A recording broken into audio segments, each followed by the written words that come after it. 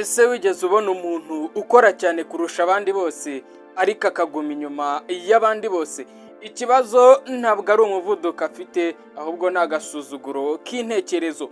Bibiliya ivuga ko hari ikintu kimwe gusa gishobora kugushyira mu bukene n'ubusembwa, kabone n'ubwo waba ukora amasaha 24, ni ukwanga gukeburwa.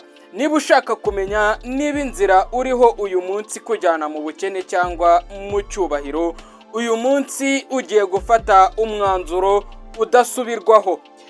Mu Migani ibice 13 umurongo wa 18 hagira hati: ubukene n'igisebo bizaba ku muntu wanga gukeburwa, ariko uwemera gucyahwa azubahwa.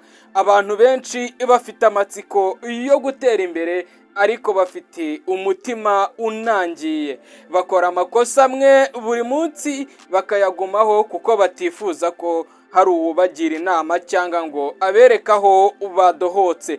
Disipurine nyakuri si ukubyuka kare gusa, ni ukugira umutima wakira gucyahwa n'ukuri. Niba ukoresha amafaranga nabi bakakubwira ukirara, uba utumiye ubukene n'igisebo mu nzu yawe. Ariko niba wemeye gukosorwa, Bibiliya igusezeranya ikintu kimwe gusa uzahabwa.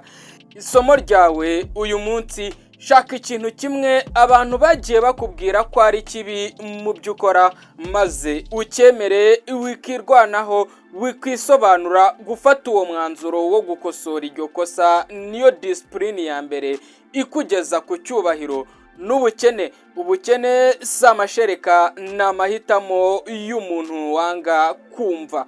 Ese witeguye gukosora uyu munsi? Niba wiyemeje gutangira uru rugendo rw'ubwenge, andika nditeguye mu bitekerezo. Urugendo ruracyakomeza. Jya uzinduka uyobore umunsi wawe.